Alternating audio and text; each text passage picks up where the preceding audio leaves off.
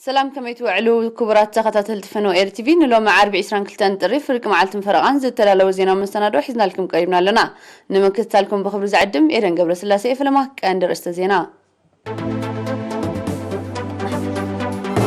ابز وقت ماكلن عن سبب مستقر مرمراتها سلسله ديغات بالكورونا فيروس من كافهم ترغاغيتو اب معقب ماين حمد زغبر زلو فرع بيت عوتات تقولو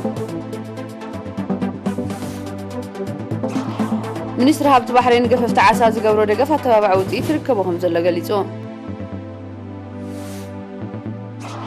منقس ريبابليك ماكراي أفريقيا بسنكي تتوقع الله وتطنع يوان حرقا دنقاق أوجو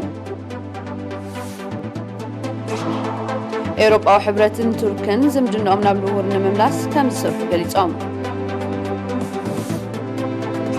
سوريا كاب إسرائيل نزلت تقص مسايلات على موكي وقعهم الزبر عن تفليتا زرزرات زينا حبريتا كاب منيستر تعنا تمالي عسران حدن طري اب موشب ماكلات زواتات ماكلن عسوان بز تجبرن اي لابوراتوري مرمراتات ثلاثه زيغاتات بكورونا فيروس ملكافهم ترغاغيطو كابزيوم كلتا باسمرا زوا ماكل حنت دما ابكرن زبعن سباتو شيبوم زصنحيوم ازي كمزيلون كلو 58 اب زواغاش باركا 7 اب زوا ماكل 5 اب زوا سميناو قح بحري بتقلالا 7 اب هوسبيتالات تعقيبوم زدلك نكن كغبرلهم صنحو زيغاتات حاويوم ننابيتهم تفانيوم بز مسرت تقلالا قصري بكورونا فيروس زتلخفو زيغاتات كسابلومي 1913 بتيحلو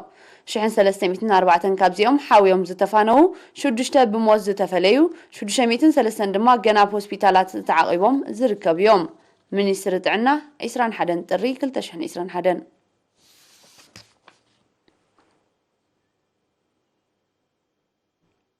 اب هاجرنا كينو موحاز 6 ماي 7 طريتن اب عمد كاب كلتا حساب 3 غزي مهرتن محفاس اب معقب ماين حمدن زغبر زلو غزيف وفري عبيت عوتات يركبولو غازيتنيا دانايت غبر هيوت زدلو تصصف يسعب معقب ماين حمدن كاب عندتات حرشاو لمعات ايرترا سلازخونه زتفلالي عقن زلون ديغاتات بمهنات بسفحيو يسرحلون غزيف وفري يغبرلون كم زلو ماكل كارتان حبريتان غليصوم اتم ماكل نيرينا ابزهبو حبريتا كاب ندفي كساب هنصتن قرب طره نغراتن بوشت او عقمي زتمالالن بتقلالا استات 945 عبيتن ناشتون ديغاتات تهانيصن كم زلوا كابزين دما اتن 345 عبيت مخانن بمتقاس اب كبابين زركب ناي حرشا مريت بملمع وحسنت مغبي نمرغغاص يسرح كم زلو حبيروم اب زحلف 17 عامتات اب زوباغاش باركا ديغاتات غرست فانكو صمو فانكوراوي بادميتن كركبتن اب زوبا دبوب ديغاتات مسلامن لوغون اب زوبا سمينا قيح بحر دما ديغاغحتي لاي كابتن بعبيتن بقدامن زጥቀሳ مخانن اتعلاما دما كينو محس زسته ماي 7 طريتن عند حقوق نايتي اب عمد كاب كلته كساب 3 غزي عينتاو مهرتن محفاز زغبر حرشا وفرتات كم زخوناون اتماكل يرد نديغا كركبت كم ابنت بمتقاس 330 مليون متر كيوب ماي كتحز كم تخيل بزد ما 26 هكتار نملمع كم زكال زتقست حبريتا درو 10 هكتار نعو زبقع تحت قرص حرشان تواديدو اتسرح تباغاغيسو خمزلو ابريهم ابجيب دو زوبا دوبا قيح بحرون استات 4 مليون متر كيوب ماي ناي محز عقم زلوا ديغان مهنات وطن وطيو كم زلو مستزازم دما قرب ماي كتما عسب ابرس محز ابت كبابي نزكايد حرشاوي نطفتات كدرع تسفا كم زغبرلا ارديوم ابزي ناب اغرو اندستري انفيتو زسرحلو زلو هنص اديغاتات درجو زحلو مسالطياتا تواديدو وفرتات ابز بغاغسلو زلو وان عقم زيغاتات قدامنت كم زوهابو كفل تخايلو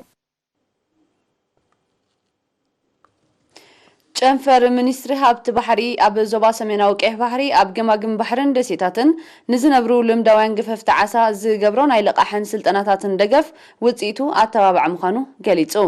ኣብቲ ጨንፈር ሓላፊ ኣሃዱ ልቃሕን ተራድኦን መንእሰይ ወረደ ደስታን የሪና ብዝሃቦ ሓበሬታ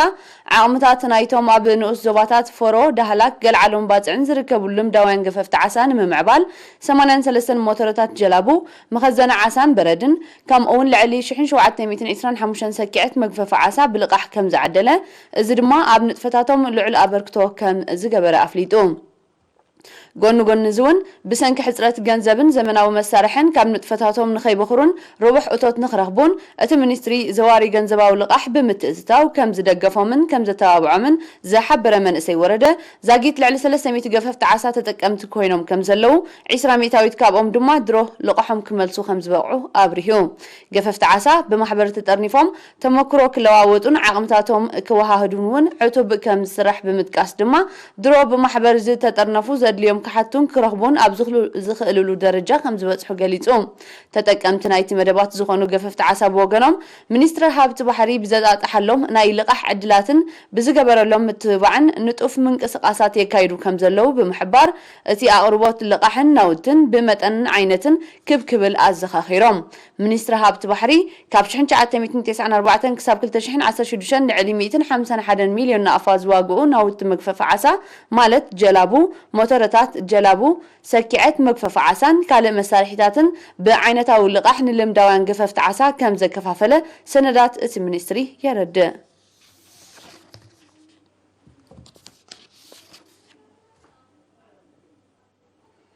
ኣብ ንኡስ ዞባ ሰንዓፈ ልምዓት ከበሳዊ ፍረታት ጽቡቕ ምዕባለ የርኢ ከም ዘሎ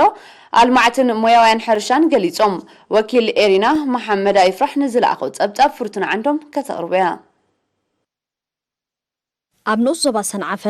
ብመስኖ ዝለምዕ ዘሎ ከበሳዊ ፍረታት ቱፋሕ ኮኾን ዘይትውልዕን ብዝተኻየደሉ ጻዕርን ምቹእነት ዝተተኽለሉ ከባብን ኣብ ጽቡቕ ኩነታት ከም ዝርከብ ተገሊጾም ኣልማዕት ብዝሃብዎ ሓበሬታ ድሮ ኣፍረ ዝበጽሐ ቱፋሕ ብትሕዝቶን መጠንን ዝምስገን ውፅኢት ይርከቡ ከም ዘሎ ብምጥቃስ ሓረስቶት ብሰፊሑ ከዘውትርዎ ውልቀ ሰባት ድማ ኣብ ቀጽሪ ኣባይቶም ተኺሎም ተጠቀምቲ ክኾኑ ኣዘኻኺሮም ዝፍርያት ትሪኦ ዘለኹም ኣዝዩ ካብቲ ነፍርዮ ዘለና ናይ ከበሳ ፍረታት ግን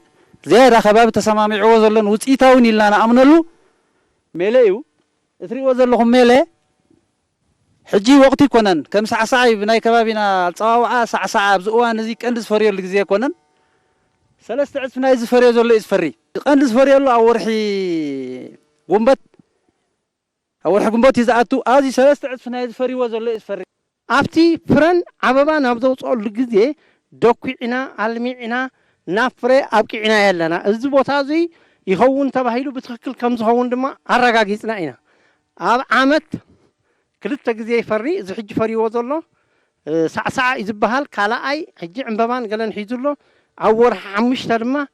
እቲ ዝበለፀ ፍርኡ ከምፅእ እዩ ኣብቲ ናይ ከበሳ ፍረታት ዝለምዓሉ ዘሎ መሬት ብወቅቲ ዝፈሪ ዝተፈላለየ ኣሕምልቲ ኣእካል ናይ ቅብኣ ዝርእትን ኣልፋን የልምዑ ከምኡውን ናይ ጸባ ከብቲ የርብሑ ከም ዘለዉ ብምጥቃስ ድማ ኣብ መጻኢ ብሰፊሐ ክድፍኣሉ ምእንቲ ደገፍ ሚኒስትሪ ሕርሻን ዝምልከቶም ካልኦት ኣካላትን ከይፍለዮም ተላብዮም ሜለ ኩኽ ዘይትውልዕ እዚ ኢና ነፍሪ ብሓፈሻ ከዓ ኩሉ ናይ ጸባ ከብቲ ኣሕምልትን ፍረታትን ድንሽ ኮሚደረ ካልእ ኢና ነፍሪ ኣብ ትሕትኡ እቲ መሬት ኣይነባኹነን ኢና ስለዚ ከምዚ ዓይነት ኣሽም ናይ ጸባ ከብቲ እውን ብመጠኑ ኣለዋና ክኢላ ልምዓት ጀራዲናቶ ዘርእሰናይ ገብረ እግዚኣብሔር ብወገኑ ዘይትውልዕን ክኾን ኣብ ዕቤቱ ጽቡቕ እኳ እንተሎ ዛጊት ፍረ ከም ዘይጀመረ ኦና ዝዓይነቱ ቱፋሕ ግን ዝሓሸ ምህርቲ ይርከቡ ከም ዘሎ ኣረዲኡ እዚ ናይ ከበሳ ፍረታት እዚ ኣብ 2012 ንሓረስቶት ብመንግስቲ ዝተዓደለ እዩ እዚ ዘይተውሊዕ ኩኽ ሜለ እዩ ዘጠቃልል ዘይተውሊዕ ብጣዕሚ ጽቡቕ ዕብየት ኣብ ጽቡቕ ደረጃ ኣሎ ሓፈሻዊ ግን ክሳብ ሕጂ ፍረ ኣይጀመረን ማለት እዩ ተኽሊ ኩኽ ድማ ዘይተዋሰበ እዩ መጺና ነይሩ ካብ ሓደ ዘዋሰብናዮ ኣሎ እዚ ኣብ ጽቡቕ ደረጃ ኣሎ ካልእቲ ቱፋሕ ወይ ከዓ ሜለ ዝበሃል እዩ እዚ ተኽሊ እዚ ኣና ዝበሃል ዓሌት ኮይኑ ጽቡቕ ፍርያት ኣሎ ኣብ ምብሳሉ ድማ ጽቡቕ ዝኾነ ሽታ ኣሎ ጥዑም ሽታ ኣሎ ማለት እዩ ካልእ ልዑል ወይ ከዓ ብዙሕ ፍርያት ይህበካ ምቁር ዝኾነ ፍረ ድማ ኣለዎ ክኢላ ምክልኻል በቕሊ ኣቶ ነበር ገብሪ ህይወት ድማ ሓረስቶት ሓሓሊፉ ኣብ ተኽሊ ቱፋሕ ዝረአ ሓርጫዊ ፋንጋስ ንምጥፋእ መድሃኒት ክጥቀሙ ብሓፈሽኡ ባልዓትን ሕማማትን ከወግዱ ግና ግራውቶም ብግቡእ ክድኩዑን ብፅሬት ክሕዙን መድሃኒት ኣብ ዝጥቀሙሉ እዋን ድማ ግዜን ኩነታት ኣየርን ኣብ ግምት ክእትዉ ኣተሓሳሲቦም ናይ ከበሳ ፍረታት ኣብ ዞባና ብጣዕሚ ኣብ ጽቡቕ ደረጃ እዩ ዘሎ ብፍላይ ከዓ ዝተኽሊ ሜለ ዝበሃል ኣብ ጽቡቕ ደረጃ ኣሎ ማለት እዩ እዚ ከዓ እንታይ እዩ ጽቡቕ ምሕደራን ክንክን ይግበረሉ ስለ ዘሎ እቲ እቶቱ ብጣዕሚ ብዝተዓፀፈ ይሂቦም ኣሎ ማለት እዩ ብመልክዕ ናይ ምክልኻል ብቑሊ እንድሕር ርኢናዮ ከዓ ዝኾነ ተሪኦ ናይ ሓሳኹ የብሉን ሓንቲ ናይ ፋንጋስ ሕማን ግን እዚኣ ሓርጫው ሚልዩ ወይ ከዓ ፓውደር ሚልዩ ንብላ ሳላ ነዚኣ ድማ ሓረስቶትና ብግቡእ ካብ ቤት ጽሕፈት ሚኒስትር ሕርሻ መጽኦም እዚ ናይ ፓውደር ሚልዩ መድሃኒት ራይሚዳፎን ወይ ከዓ ባይላቶን ዝበሃል መድሃኒት ወሲዶም ብግቡእ ዝከላኸሉላ ማለት እዩ። ሓንቲ ተክሊ ከዓ ካብታ ምሕደራ ካብታ ካብ መሬት ምድላው መሬት ጀሚርካ ብግቡእ እንድሕር ተደቂዓ ብፅሬት እንድሕር ተገይሩላ ብሕማማት ወይ ብባልዓት ንኽጥቃዕ ኣዝዩ ፀቢብ ማለት እዩ። ስለዚ ሓረስታይ እታ ምክልኻል ባልዕ ትበሃል ዘላ ካብታ ፅሬትን ምሕደራን ናይታ ግራት ካብታ ምድኳዕ ክጅምራ ክኽእል ኣለዎ ማለት እዩ። ኣብ ንዑስ ዞባ ሰንዓፈ ኣብ 2012 ንሓረስቶት ውልቀ ሰባትን ትካላት መንግስትን ከበሳዊ ፍረታት ከም እተዓደለ ካብ ቤት ጽሕፈት ሕርሻት ንዑስ ዞባ ዝተረኸበ ሓበሬታ ይነጽር። ኣብ ዞባ ደቡባዊ ቀይሕ ባሕሪ መንእሰያት ኣብ ከባቢኦም ጸላው ተራ ክህልዎም ብዝተገብረ ጻዕሪ ኣብ ዝተፈላለዩ ንጥፈታት ኣድማዒ ኣበርክቶ ይገብሩ ከም ዘለዉ ሓላፊ ሃማማተ ኣብቲ ንዑስ ዞባ መንእሰይ ዑስማን ዓብዱልቃድር ሓቢሩ። ነሪና ኣብ ዝሃቦ ሓበሬታ መንእሰይ ዑስማን መንእሰያት ኣብ ዝተፈላለዩ ውዳቤታትን ክለባትን ተጠርኒፎም ንቕሓቶም ዘዕብይሉን ኣፍልጦም ዘስፍሕሉ ንጥፈታት ከም ዝተካየደ ብምጥቃስ ተሳታፍነቶም ዝምስገን ምዃኑ ገሊጹ። ኣብ ዝሓለፈ ዓመት መንእሰያት ሰራሕተኛታትን ተምሃሮን ምስ ዝምልከቶም ኣካላት ተዋሂዶም ዝተፈላለዩ ማእተታዊ ንጥፈታት ኣብ ብምስልሳል ትግባረ ቀጥታት ምክልኻል ኮሮና ቫይረስ ኣብ ምርግጋፅን ዜጋታት ነፍሶም ክከላኸሉ ኣብ ምግስጓስን ብህዝብን ትካላትን ንጽጉማት ዝተበርከተ ሓገዛት ኣብ ምክፍፋል ከምኡውን ስድራ ስውኣት ኣብ ምሕጋዝ ዕውት ዕዮ ከም ዝዓመሙውን ኣብሪሁ። ሓላፍነት ምንባይ ስድራ ስውኣት ካብ ቀንዲ መደባት ስራሕ ውዳቤ መንእሰያት ሰራሕተኛታት ምዃኑ ዝጠቐሰ መንእሰይ ዑስማን ኣብ ኩለን ትካላት መንግስቲ ዝነጥፉ መንእሰያት ኣብ 6 ንኡስ ጨናፍር ተወዲቦም ካብ ወርሓዊ ደሞዝ ስሩዕ ተቆራፂ ብምግባር ዝኣከብዎ 165,000 ነቕፋ ብጨንፈር ሚኒስትሪ ዕዮን ማሕበራዊ ድሕነትን ንዝተለለዩ ስድራ ስውኣት ከም ዝተዋህበ ሓቢሩ። ኣብ ዝሓለፈ ዓመት ብ15 ስድራ ዝጀመረ ምንባይ ስድራ ስውኣት ኣብዚ ዓመት እዚ ናብ 50 ከዓቢ መደብ ተታሒዙ ከም ዘሎ ብምብራህ ድማ እቲ መደብ ንኽዕወት መሻርክቲ ኣካላት እቲ ልሙድ ምትሕብባሮም ክቕፅሉ ኣዘኻኺሩ። ስዒቡ ዝቐርብ ዜናታት ወፃኢ እዩ። ምሳና ጽንሑ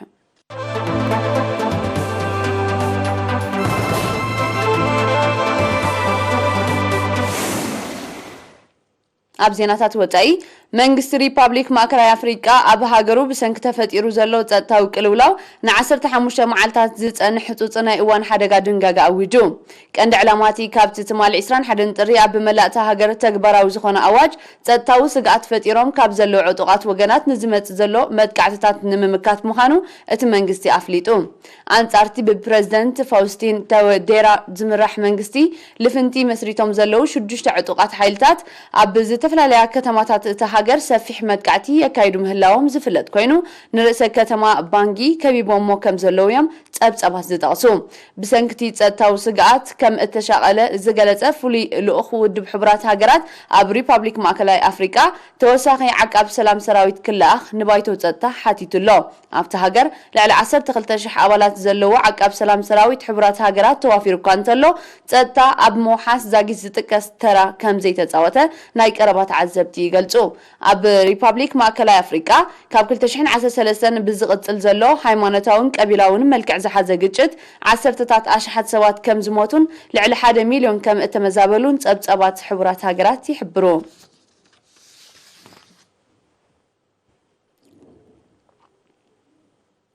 ኤውሮጳዊ ሕብረትን ቱርክን ኣብ መንጎኦም ተፈጢሩ ዝጸንሐ ዲፕሎማስያዊ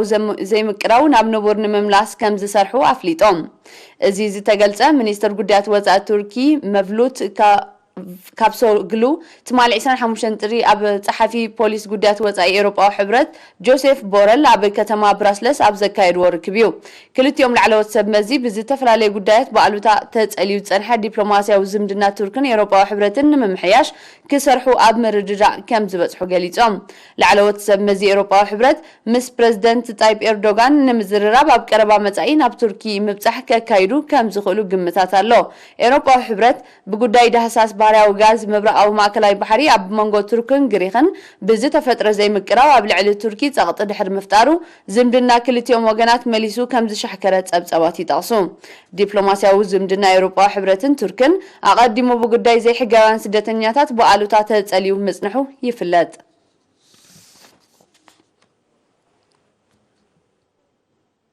حيل أير سوريا نابلومي 22 طري أبزو قحليتي كاب إسرائيل نزتتكوسي مسايلات علامو كي وقع كم زبر عنه أفليتو اتي مسايلات أب كتما حما نزركب علاماتات نمتقع كم التتكوسة لعلوت سب مز حيل أير سوريا أفليتوم يخون امبر بزعبات قداي بوغن إسرائيل زتوها بمجلتي زاقيت يلن إسرائيل قبل على علامات سوريا مدقعتات ميسايل كتكايد ناي فلما كم زيكونا زتقصو تبصبات بسونكو سبعو نواتاون كسارتات كم زورد يردو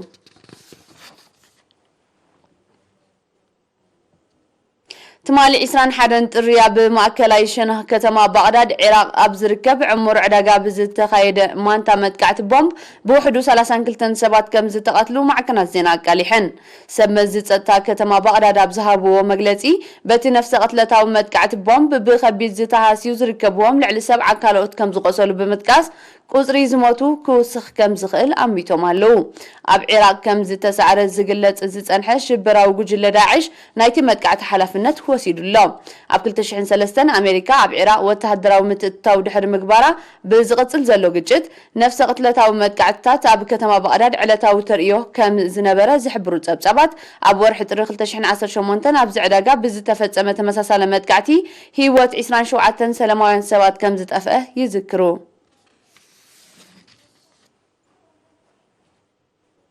تمالي عسران حدن تري أبدوباو كفال فيليبينس شوعة ريكتر زتعقن حدقا من قطقات مدري كم زتخسته كابت خبابي زتفنو وزينا أرديو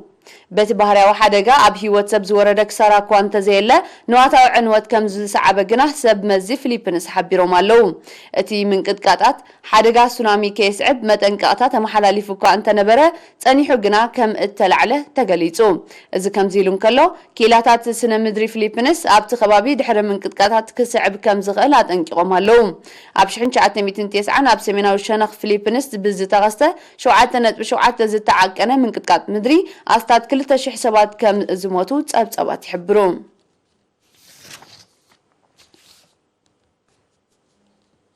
نمودات هزينا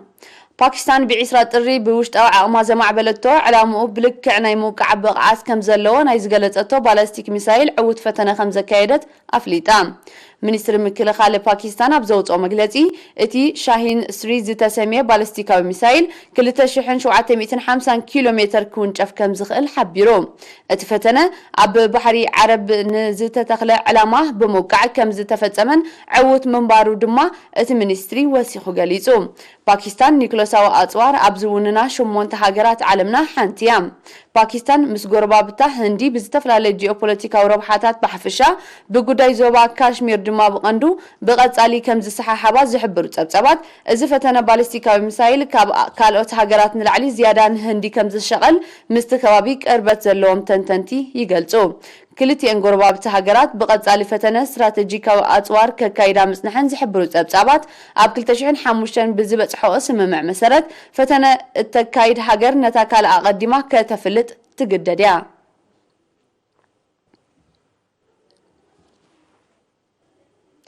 نلو معربي إسران كلتن فرق معلتم فرقان زي تدالو زينا ومسانادونا بستازي ملون سلامك تالكم نمسكن فرق معلتي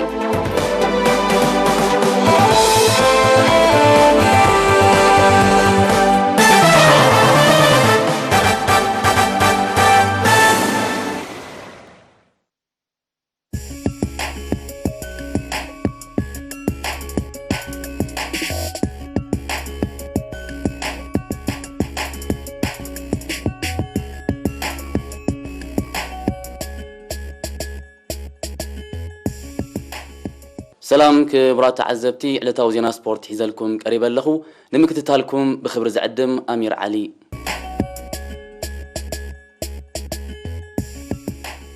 إيريلي كارتوم تمال حموس ناي مودعتا ناي مدب قطماتو أسلاسيلو أقدمنا ميدا زمرها عوتن مع رزقد سازنبرة ما يأدكمهم أنصار عوت رزقد سازنبرة نقفاين تراخبن أبزا قطم ما تسعواتاي ما يأدكمهم عيلو سلسة شتوتات بمزقاب هاتريك سرح بمخقالو كلابو ما يأدكمهم أبلع لنقفا سلسة بخطاق عوت أخ إلوا أبزا قطم ما تسعواتاي ما يأدكمهم رمح بلوس تسعواتاي تسيمو